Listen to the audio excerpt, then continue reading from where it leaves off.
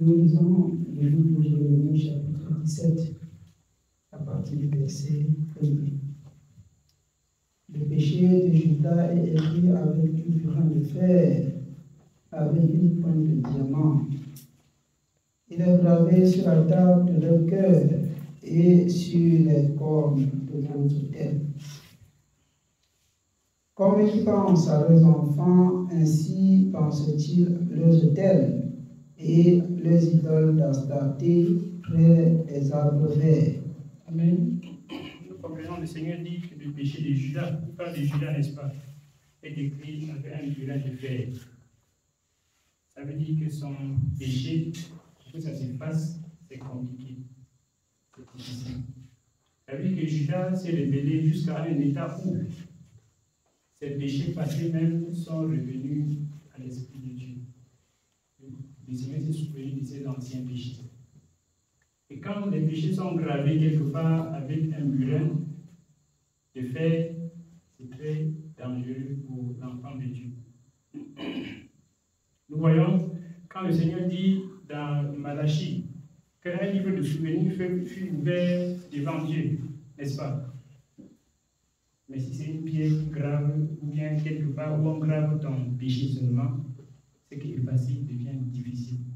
Et le Seigneur ne grave pas le péché de quelqu'un à qui il n'a pas enseigné la voie de la justice. Donc c'est à nous en fait de faire très très attention, de telle en sorte que ce que nous commettons maintenant comme péché soit gravé sur quelque chose que effacer sera compliqué. Comprenons un peu, ça sera difficile ou facile. C'est pour cela que le Seigneur dit dans 2 Thessaloniciens 2 qu'après avoir écouté, ils n'ont pas, il dit quoi? Ils n'ont pas écouté, il dit quoi exactement? Il dit que Dieu leur envoie une puissance également pour qu'ils croient au mensonge. Voilà. Il dit qu'ils n'ont pas reçu l'amour de la vérité pour être sauvés. C'est ça. Oui. Puisqu'ils n'ont pas reçu l'amour de la vérité pour être sauvés, Dieu leur envoie aussi une puissance d'égarement. Quand c'est Dieu lui-même qui laisse que la puissance d'égarement vienne, ça veut dire qui va défendre encore notre cause? Qui va nous défendre? Il n'y a personne pour nous défendre. Mais quand c'est l'ennemi qui nous suit, qui cherche à nous faire du mal, le Seigneur peut nous défendre. Mais quand nous sommes allés jusqu'au niveau où lui-même il se charge de laisser que l'ennemi vienne sur nous, nous allons prier à qui? Ça va devenir comme le Seigneur dit dans Zacharie que quand j'ai appelé, ils n'ont pas écouté. Aussi, n'ai-je pas écouté quand ils ont appelé. Ça devient très compliqué. À nous maintenant de comprendre que le Seigneur dit que quand nous avons cru, le processus maintenant à suivre, c'est un processus de sanctification seulement, c'est-à-dire d'être transformé davantage, changer davantage, et non de changer et revenir, changer et revenir. Il voudrait qu'on change davantage, qu'on continue d'être transformé. Le Seigneur nous fait comprendre quelque part que jusqu'à ce que Christ soit formé en nous, nous voyons ça, jusqu'à ce que Christ soit formé en nous. Parce que Christ ne peut pas être formé en nous en un jour. Quand on a cru comme ça, directement il est formé en nous. Non, il y a un travail, maintenant il faut mettre sur pied. Il y a un travail qui commence pour que Christ soit formé doucement, doucement en nous, jusqu'à ce qu'il soit formé entièrement. C'est ce que le Seigneur attend de nous. Amen. Donc si toutefois nous négligeons ce don gratuit que le Seigneur nous a donné, jusqu'à ce que nos iniquités sont gravées encore devant lui seulement, c'est dangereux pour nous. Le Seigneur voulait nous faire comprendre ici que le péché de Judas est comme un péché que lui ne peut pas pardonner. Que c'est très grave. C'est un péché grave. C'est un péché dont il faut que Judas, en fait, ne soit plus justifié par la loi. Il faut maintenant qu'il accepte la grâce. C'est-à-dire qu'il faut autre chose. Parce que là, son péché ne pouvait plus être pardonné avec la loi. Ça ne pouvait plus. Parce que c'était gravé avec un burin de fer. Il fallait maintenant autre chose. Il fallait un agneau qu'on doit immoler pour que le sang puisse remplit ce qu'on a gravé là et qu'on ne se rend plus compte que non, il y a le péché. Il fallait ça. Maintenant là, nous ne sommes plus sous la loi. Si nous arrivons à l'état où Judas était là, qu'est-ce qu'il va encore venir faire? Est-ce qu'il y a encore autre chose devant? Il n'y en a plus, non? Il n'y a plus rien qui vient. Pour Judas, c'était la loi. Le Seigneur a vu que non, avec la loi, son péché est gravé avec un grain de fer. C'est un péché que je ne peux pas pardonner. Il a fallu autre chose pour que le Seigneur puisse pardonner ça. Et il faut bien que Judas accepte la chose. S'il n'accepte pas, ça ne sera jamais pardonné. Mais nous, il n'y a plus rien qui vient devant. Christ est la fin de la loi. Donc, il n'y a plus la loi. Maintenant, c'est la grâce. Est-ce qu'après la grâce, il y a autre chose? Le Seigneur ne nous dit pas qu'après la grâce, il y a autre chose. Après la grâce, c'est la fin. Après la grâce, c'est le jugement. Après la grâce, c'est le salut. Pour ceux qui ont cru. Pour ceux qui ont persévéré jusqu'à la fin. Donc, si nous le faisons, notre cas est pire que le cas de Judas. Amen. Nous continuons. Comme ils pensent à leurs enfants, ainsi pensent-ils à leurs autels et à leurs idoles portés près des arbres verts, sur les collines et les baies. Amen. Donc, ils aiment tellement leurs idoles, de la même manière qu'ils aiment leurs enfants. Comme ils pensent à leurs enfants, c'est comme ça qu'ils pensent à leurs idoles. Ça me fait comprendre une chose, c'est que les hommes pensent aujourd'hui que ça c'est notre tradition. Ça, je comprends ça comme ça maintenant. Que ça c'est notre tradition, n'est-ce pas? Nous avons toujours fait comme ça. Nos parents, on faisait toujours comme ça. Mais les idoles d'Astarté près des arbres verts, là, c'est ce que nos parents font aujourd'hui. Hein. Ça se faisait avant. Et Dieu réprimandait ça toujours. Sur les collines, adorer la pierre, ça se fait toujours aujourd'hui. N'est-ce pas? Amen. Donc, quand nos parents partent près, en bas des arbres verts, ils disent que ça c'est. Ils disent souvent par toi, si on traduit mot à mot, que ça c'est la maison de Dieu. C'est Astarté qui sert. Il a seulement dit que le nom, ils ne connaissent pas le nom Astarté. Quand on les a enseignés ça de génération en génération, à un moment donné, quand les langues ont changé, les langues changent, après le mot Astarté disparaît. Mais c'est le même démon qui sert. Vous comprenez? Donc, les hommes prennent ça et disent, il faut connaître tes sources, il faut savoir d'où tu sors. Pourtant, c'est pour ça que le Seigneur dit dans Ecclésiaste, il n'y a rien de nouveau sous le soleil. Là, ça s'accomplit comme ça. Ce qui est, c'est ce qui a été. Et ce qui a été, c'est ce qui sera. Il n'y a rien de nouveau. Ce que Dieu réprimande aujourd'hui, il a réprimandé ça quand il venait de créer le monde. Il a dit, c'est pas comme ça. Et les hommes sont en train de faire la même chose qu'il y a 10 000 ans. Les gens faisaient. Et Dieu a toujours dit, ce n'est pas ce que je veux.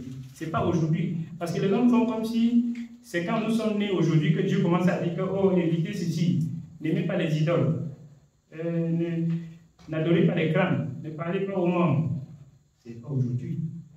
C'est depuis que le monde existe. Donc, pour bien voir, ce n'est pas notre tradition, mais c'est notre rébellion. Ce que les hommes disent, c'est notre tradition. Ce n'est pas notre tradition, c'est notre rébellion. Si l'on pouvait bien comprendre, c'est notre rébellion. Il faudrait qu'on comprenne comme ça pour savoir qu'il faut abandonner ça. Parce que Dieu n'a jamais approuvé ce qui se fait là. Dieu n'a jamais approuvé le crâne qu'on va retirer, on dépose, on commence à adorer. Il n'a jamais approuvé. Il n'a jamais approuvé qu'on a rendu quelque part en bas d'un arbre, on dit que c'est la maison de Dieu. Il n'a jamais approuvé ça. Il n'a jamais approuvé qu'on voit une pierre. Parce que la pierre, c'est ce qui se. Même chez nous, comme ça. Il y a les pierres où on vient. Il y a les collines où c'est là-bas qu'on doit offrir le sacrifice. Comme ça. Le Seigneur nous dit ici, près des arbres verts, des collines, n'est-ce pas? C'est ça, c'est la même chose. C'est notre rébellion. Ça vient de commencer. Qu'on comprenne comme ça et qu'on sache que nous avons choisi la bonne part. Nous avons choisi ce que le Seigneur a toujours approuvé. Pour nous, nous pouvons prouver. Nous pouvons prouver que Dieu a toujours approuvé ce que nous servons aujourd'hui. Mais les autres ne peuvent pas prouver que Dieu a un jour approuvé ce qu'ils font. Ils n'ont rien pour prouver ça. Rien du tout. Je peux prouver, même si je dors, quand je me réveille, je prouve que le Seigneur a toujours approuvé ce que je fais là, aujourd'hui. Depuis que le monde existe, il a toujours dit que c'est ça, c'est ce qu'il faut faire. Mais les autres n'ont rien pour prouver. Ils sont dans l'imagination. Ils sont dans, nous sommes nés dedans. Ils sont dans les, on a toujours fait comme ça. Mes parents ont toujours fait comme ça. Moi aussi, je fais comme ça. C'est dans ça qu'ils sont. Ils n'ont rien qui les montre exactement que voilà, celui qui a créé le ciel et la terre, celui qui nous a créés, a dit, faites ceci. Ils n'ont rien pour prouver. Soyons joyeux de notre part de ce que nous avons choisi. Comme le Seigneur disait, c'était à qui? À Marie, hein, qu'elle a choisi la bonne part. Sachant que nous avons choisi la bonne part et tenons ferme. Tenons ferme. Sachant d'où nous sortons, nous sommes conscients que ces choses ne nous avaient jamais donné la paix auparavant. Ça ne nous avait jamais donné le repos auparavant. Maintenant, établissons la différence nous-mêmes. Asseyons-nous et examinons ce temps que nous avons fait dans la maison de Dieu, où c'est 1 an, je ne sais pas, où c'est 2 ans, où c'est 5 ans, où c'est 1 mois, où c'est 2 jours, même 1 jour. Quelqu'un fait 1 jour dans la maison de Dieu, il va voir la différence. On examine et on voit, et on établit la différence afin de tenir ferme sur ce qu'on a choisi. Quand je dis 1 jour, nous allons voir le témoignage qui s'est rendu au milieu de nos dimanches. Et ce n'est pas seulement dimanche. La belle fille de notre sœur qui est venue chez elle, elle n'a pas eu besoin de faire 1 an ici pour rendre témoignage à la gloire du Seigneur. Elle n'a pas eu besoin. Elle n'a pas eu besoin de faire 5 ans pour connaître, pour voir la différence. De l'autre côté est mauvais. C'est ici qui est bon. Pas besoin. Quelqu'un fait même 2 jours et qu'il établit la différence. Voilà, c'est ça. Et les hommes établissent. Et cette différence-là, les hommes l'établissent. Ils sont seulement incrédules pour ne pas changer de côté. Les hommes l'établissent très bien. Sinon, quelqu'un n'allait pas dire non, ne me parle pas de ça. Sinon, c'est que je vais changer. Je ne veux pas que je me parle de ça. Les hommes établissent très bien la différence. Mais, ayant la démangeaison d'entendre des choses agréables, ils demeurent dans leur position. Comme le Seigneur dit dans le livre de Timothée. Ayant la démangeaison d'entendre des choses agréables, d'avoir des choses qui satisfont la chair, ils demeurent dans leur position. Mais ils connaissent consciemment que la différence est là. Sinon, notre bien-aimé a rendu témoignage de son patron, c'est qu'avec les enfants de Dieu, c'est clair. Qui lui a dit ça? Est-ce qu'il y a eu une exhortation? On a pris, commencé à écrire au tableau, on t'enseigne telle ou telle chose.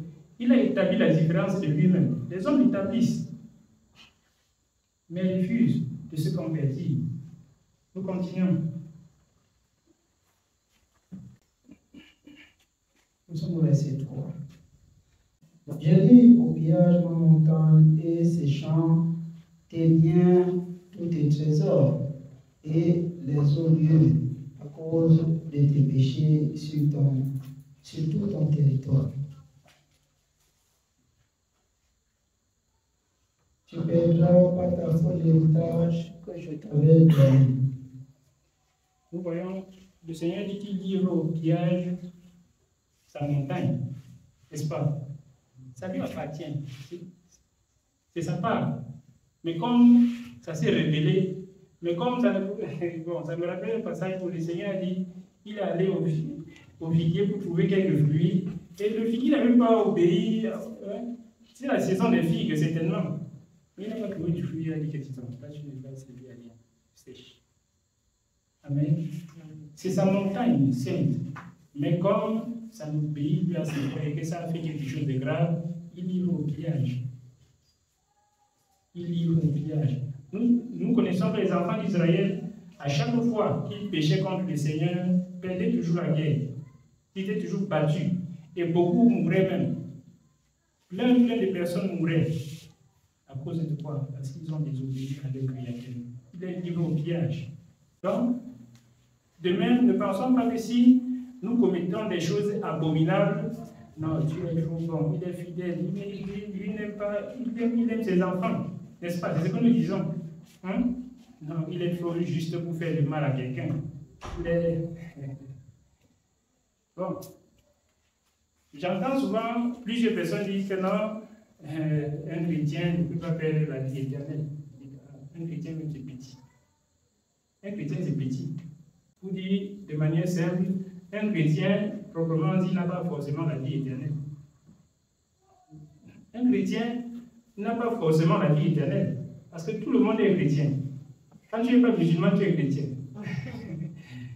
Même si tu sais les idoles, tu es musulman, non, tu sais que tu es chrétien. N'est-ce pas? Tout le monde est chrétien. Alors on dit qu'un chrétien ne peut pas perdre le salut, c'est même petit. Non? S'il dit qu'un chrétien peut perdre le salut, c'est petit. Parce qu'il y a ceux qui se nomment chrétiens, mais qui n'ont même pas le salut, ils n'ont jamais goûté au salut. Mais un enfant de Dieu peut perdre le salut. Il peut perdre. Il peut rester comme ça, il pense que le Seigneur est encore là tout le temps. Le Seigneur le regarde seulement que, faisons seulement vite, le jour arrive. Tu te mets de côté. On peut perdre le salut. On pense que non, quand on a reçu l'Esprit, c'est bon. L'Esprit a une partie. Si après quelqu'un a une question, il nous pose, il n'y a pas de souci. Oui, c'est une femme. Il n'a pas bien compris ce que j'ai dit. Pose la question. L'Esprit qu'on a reçu, ça peut partir. Jusqu'à ce qu'on te dit que non, tu avais l'Esprit, tu dis non.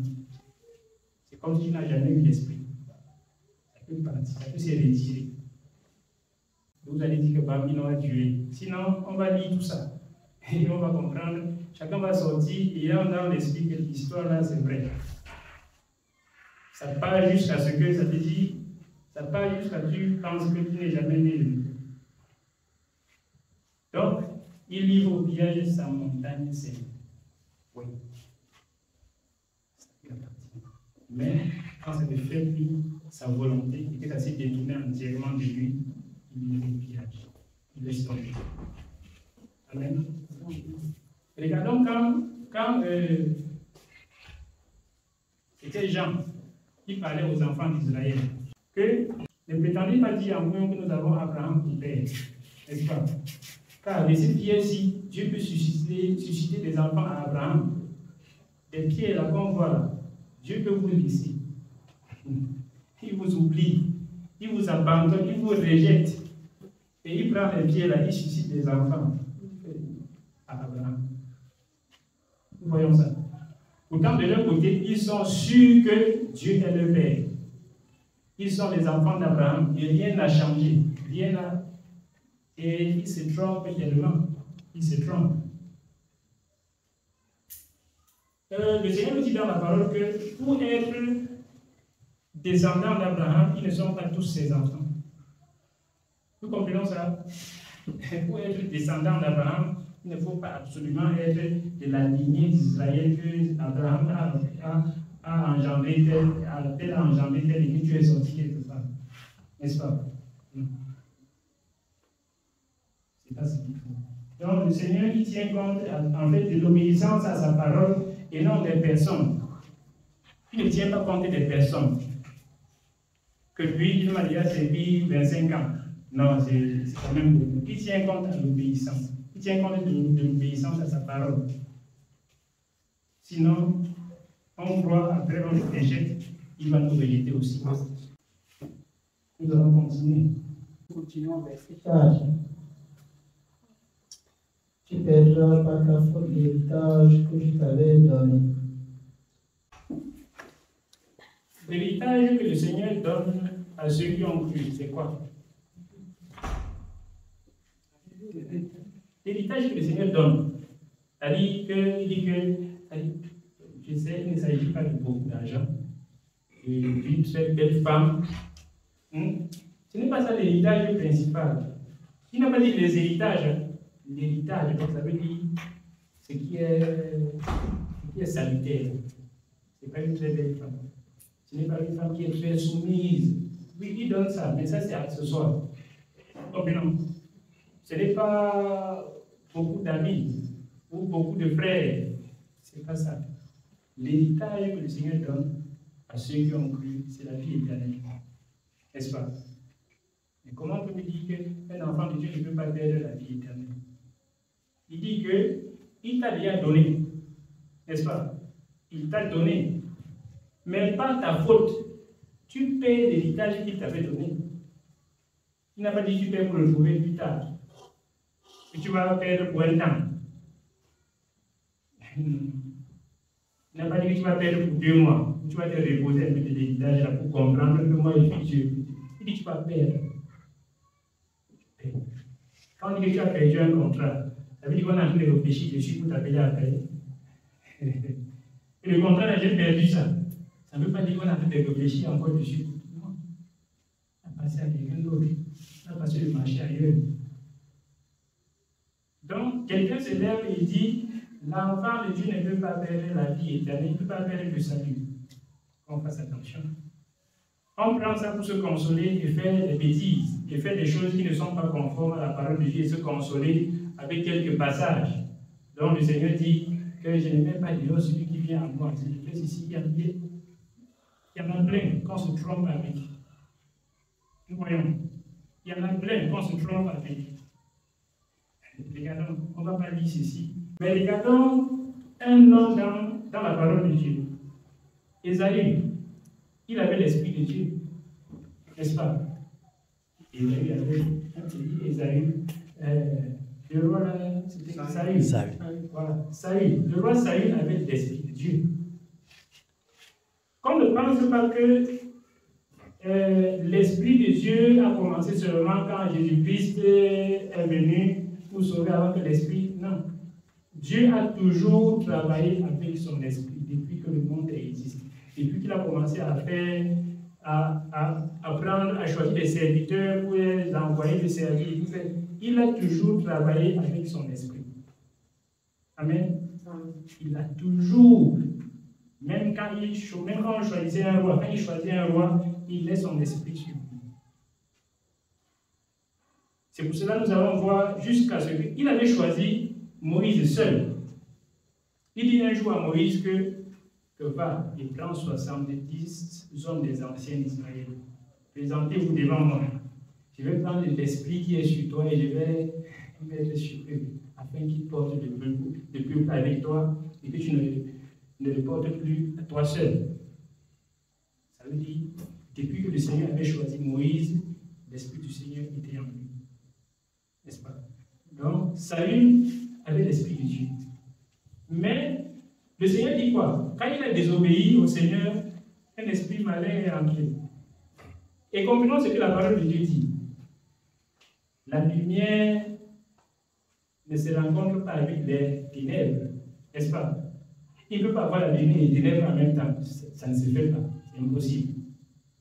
Donc, si l'esprit malin est entré, il était en zone qu'il fallait que David joue quelques musiques qui se calment un peu. Ça veut dire que l'esprit du Seigneur était sorti. Ça veut dire que l'esprit du Seigneur était sorti. Qu'on ne pense pas que comme c'est ceci, on est déjà assis, on a reçu, c'est déjà calé. C'est calé. C'est pas ça. Ce n'est pas la naissance dans, je ne sais pas comment dire, dans une famille. Comme je suis né chez Père Joseph, je suis déjà sa famille, il mon qui descend. Est-ce qu'il y a quelque chose à changer? Quand tu es né dans la famille, moi, c'est fini. Tu vas envier la famille de Obama fatigué, tu seras de la famille. Et si j'étais né aux États-Unis, ouais, tu es démolé là. Tu ne vas pas te dire, rien à faire. Mais ce qui est spirituel est différent. Ce qui est spirituel est différent. Le Seigneur, on était condamnés dans notre camp. Le Seigneur nous a pris pour nous faire naître de ce côté. De même, on peut fuir nous-mêmes de notre côté. Ce côté pour aller naître de l'autre côté. Là, c'est le Seigneur qui nous chasse. Il n'est pas nous jongler comme ça, jusqu'à ce qu'on va, on sort, on va naître de l'autre côté. Et on fait encore des choses de l'autre côté. Net, tiens. Et l'autre côté, on oublie. Ce n'est pas la naissance charnelle, ce n'est pas la naissance dans une famille. Quand on dit que comme tu es déjà, on ne choisit pas sa famille. Et on ne choisit même pas sa famille, on peut choisir ses amis. Mais sa famille, tu n'as pas le choix. Même si ton père commence, c'est ton frère, c'est fini. On parlait l'autre jour d'une dame qui n'a pas les mains comme ça. N'est-ce pas? Si elle accouche un enfant, l'enfant, la dame fait comment pour qu'elle ne soit pas sa mère?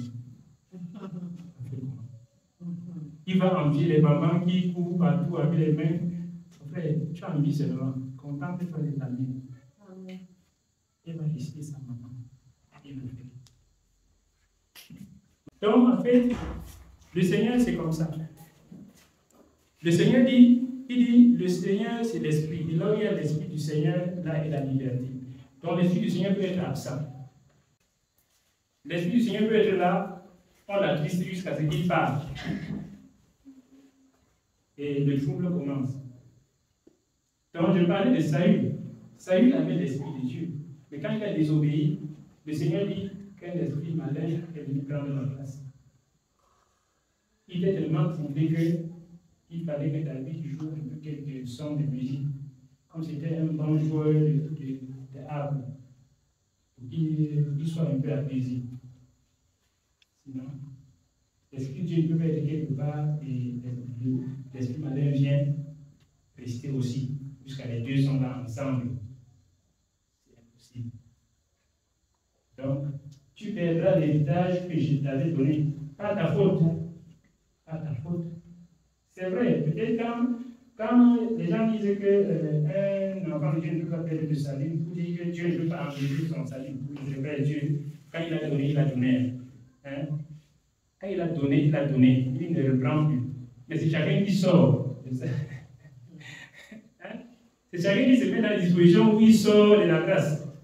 Dieu, lui, n'enlève pas sa grâce. Mais quand tu sors, la porte se referme. Pour entrer, il y a une autre négociation, ou un autre accepté, ou on ne sait pas. C'est ça le problème. Quand tu sors, tu es sorti. Dieu, lui, ne retire pas. Mais chacun sort, chacun dégage. C'est pour cela que nous allons voir pourquoi le Seigneur dit que le méchant ne résiste pas dans l'assemblée des saints. Ça veut dire qu'il sort lui-même. Est-ce qu'ils sont les saints qui le laissent pour partir et lui reste? Il ne résiste pas parce que lui parle. Il sort. Le Seigneur, il ne chasse personne. Même dans sa maison, il ne chasse personne. Il ne chasse personne en sa présence. Sa présence, il y a la place. Hein? Il y a la place. C'est la mauvaise disposition de chacun qui fait en sorte que la personne ne s'approche pas. Ce n'est pas Dieu qui chasse quelqu'un. C'est un Dieu bon, c'est vrai. Il est fidèle. Il est ceci, c'est vrai. Il est juste. Il ne fait point de mal. C'est vrai. C'est notre mal qui nous empêche de voir sa face. Alors on va perdre l'héritage qu'il nous avait donné par notre faute. C'était déjà à nous, mais on perd. Donc, sachant que nous qui sommes dans la maison de Dieu, qui avons cru, tout n'est pas acquis. Nous voyons ça. Tout n'est pas acquis. Non. Sinon, le Seigneur n'avait pas dit, c'est celui-là qui va persévérer jusqu'à la fin qui sera sauvé. N'est-ce pas? Persévérer jusqu'à la fin, parce que là, ce n'est pas encore acquis. Tu peux encore laisser. Tu peux encore te révéler. Sinon, le Seigneur n'allait pas dire, c'est celui qui va persévérer jusqu'à la fin. Et retenons une chose, que quand on a reçu tout ça, on a tout reçu, et quand on abandonne, pour revenir, c'est compliqué. Parfois, c'est impossible. Parfois, c'est impossible. Parfois, c'est impossible. Quand quelqu'un est marié avec une femme, dès que la femme pose ses juges, elle dit, oh, je m'en vais. Pour revenir, souvent, c'est compliqué. Hein? Soit la femme a monté de porter encore des choses, on va porter des choses elle-même pour venir t'écouter. On va dire quoi, que je suis lâche. C'est compliqué. Elle a même peur que tu peux revenir comme ça, il refuse encore, que tu n'entres pas, c'est que c'est encore une non. Et tu peux refuser, il dit non, tu es parti. N'est-ce pas? Dans des cas rares, tu vois, tu reviens là et puis ça marche. Parfois tu reviens, ça ne marche pas toujours bien. Ça a déjà fait une cassure. c'est une cassure très grave. C'est pour ça qu'il est sage. Les sages, ils n'ont jamais fait ça. Je vais partir, je vais porter, il dit la parole de Dieu pour savoir la conduite dont le Seigneur voudrait que nous en tienne pour que les choses soient au calme. Parce que quand tu fais déjà comme ça, c'est une cassure très grave. Tu peux me revenir là, tu as envie, il n'y a pas de souci, oui, tu es là, mais les choses ont changé. La vision a changé, la pensée même, quand tu regardes souvent, on dit que il y a beaucoup de pensées qui peuvent venir. Donc le Seigneur, nous, si nous quittons la présence du Seigneur pour revenir, c'est compliqué. C'est très très compliqué. Tenons-nous de telle sorte que la fermeté soit notre partage. Comme de tourner ni à gauche ni à droite. Nous continuons.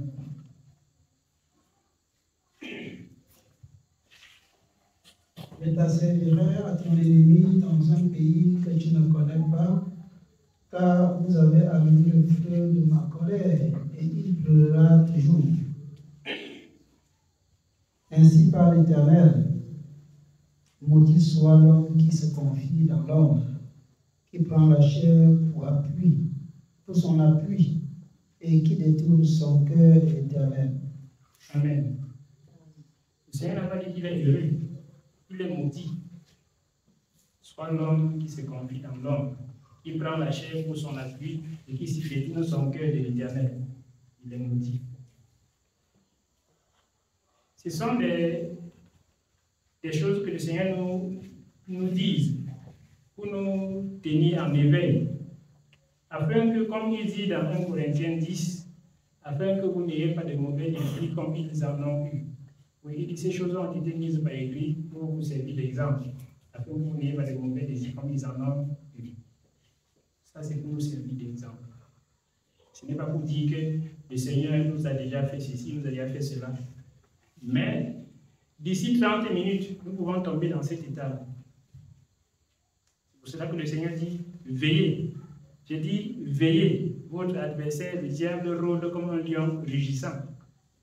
5 minutes après qu'on ait lu ça, tu peux te retrouver dans ces cas-là. Oui. À détourner ton cœur de l'Éternel. Et c'est la malédiction.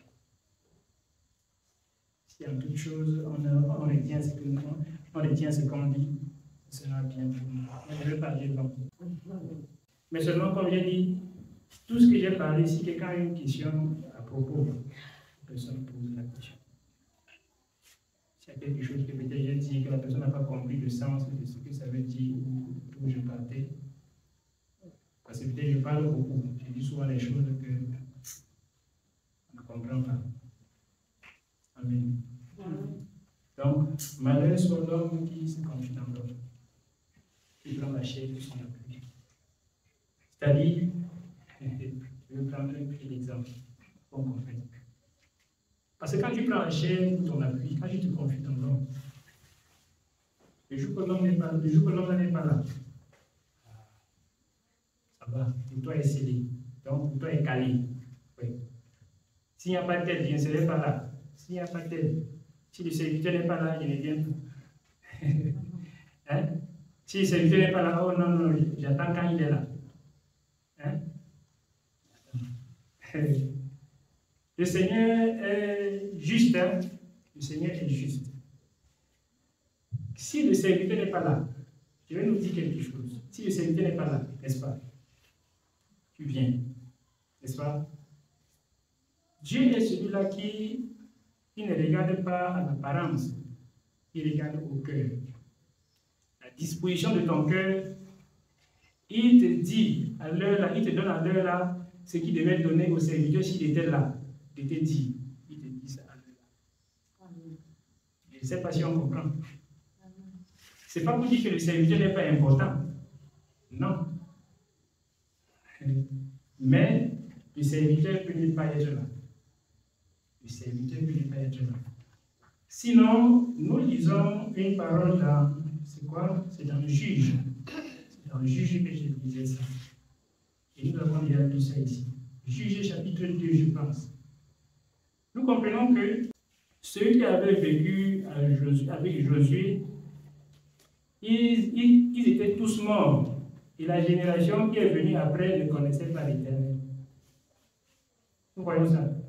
C'est-à-dire, ceux-là, les serviteurs n'étaient plus là. Ceux qu'on restait toujours, on attend le serviteur. S'il n'est pas là, on dort. C'est quand il vient encore qu'on dit oui, nous sommes là, nous écoutons la parole. Nous t'écoutons. Serviteur, on dit, ah ouais, serviteur, on t'écoute. Homme de Dieu, on écoute la parole de Dieu. Il finit, on va dormir. On ne va pas connaître Dieu comme ça. Si c'est la disposition là qu'on a, nous comprenons, on ne va pas connaître Dieu. Quand les serviteurs ne seront plus là, on va aussi abandonner l'Éternel. Très facilement, on va abandonner l'Éternel. Quand les serviteurs ne seront pas là, on va s'en détourner. C'est pour cela que même aux enfants là, tout ça, il ne faut pas les encourager de venir toujours s'asseoir. Il faut lire. Même quand il n'y a personne, c'est ce qu'il a dit depuis quelques jours. Il ne suffit pas de passer la journée, jouer seulement, jouer. Attention, il faut s'arrêter à un moment pour dire qu'est-ce que Dieu dit. Je vais lire, je vais un peu méditer la parole de Dieu. Tu n'es pas enfant. Hein? Attention. Tu es enfant, mais tu as ta tâche à remplir dans la parole de Dieu. Parce qu'il y a des enfants qui ont rempli leur tâche dans la parole de Dieu et on a vu. Nous avons lu ça l'autre jour. Il y a des enfants qui ont servi Dieu à 7 ans. C'était Josias, non? Qu'on disait quand c'était quand là? Avant-hier. Voilà. C'était Josias. Et Joas, à 8 ans. C'est pour cela que je disais tout à l'heure, en fait, ça revient à ce qu'il disait tout à l'heure. À chaque fois quand il y avait un roi, le Seigneur mettait son esprit en lui. Le Seigneur était avec le roi. Quand il y avait un roi, le Seigneur était avec lui. Les rois, en ce moment-là, ne pouvaient être que des serviteurs de Dieu. Jusqu'à quand tu viens, tu fais mal, tu fais ce qui est mal aux yeux de l'Éternel, hein? Il te traite comme il faut. Quand tu fais ce qui est bien aux yeux de l'Éternel, quand nous disons, nous comprenons, c'est comme ça. Qu'il vécut tel nombre d'années, il fit ce qui est mal aux yeux de l'Éternel, et l'Éternel faisait, et l'Éternel fit ceci à son égard. Nous comprenons toujours comme ça. Les rois, auparavant, n'étaient pas comme les rois d'aujourd'hui. Les rois, au temps où les enfants d'Israël servaient Dieu, ce n'était pas comme nos présidents d'aujourd'hui. Ou nos rois, là où il y a encore des monarchies aujourd'hui. Que le roi fait ce qu'il veut. Quand nous allons dans Deutéronome, ça va faire long. On ne va pas lire.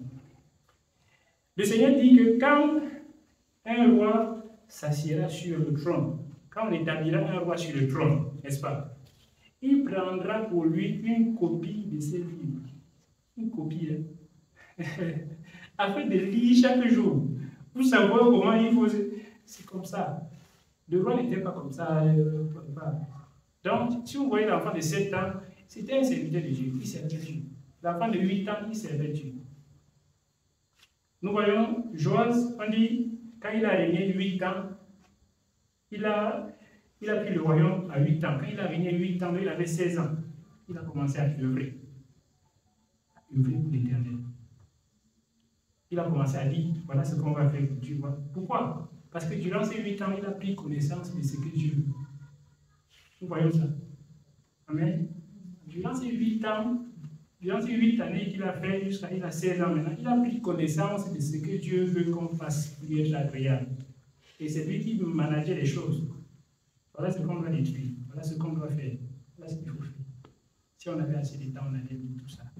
Ça nous exhorte beaucoup. Ça nous fait comprendre que les enfants ne sont pas enfants devant Dieu de la manière dont nous pensons. Nous pensons d'enfants d'une autre manière où Dieu ne pense pas comme ça. Enfant, mange, tu dors. Ça revient comme nos grands-mères, quand on était enfants, quand on nous chasse à l'école, dès que nous voyons, elle dit que merci. Elle dit à Pato, mais c'est quoi? On dit qu'on nous a chassés. Elle dit que c'est l'école de quoi? Soit alors tu manges. Qu'elle a préparé les pots pilés, elle fait une boule comme ça, elle met dans la feuille, elle pose ça, elle dit que mange ça. Tu portes le seau en poche, tu portes l'assiette en poche. C'est ça notre enfance. Il n'y avait personne qui nous dit les choses de manière propre. Mais aujourd'hui, là, il faudrait qu'on fasse ça.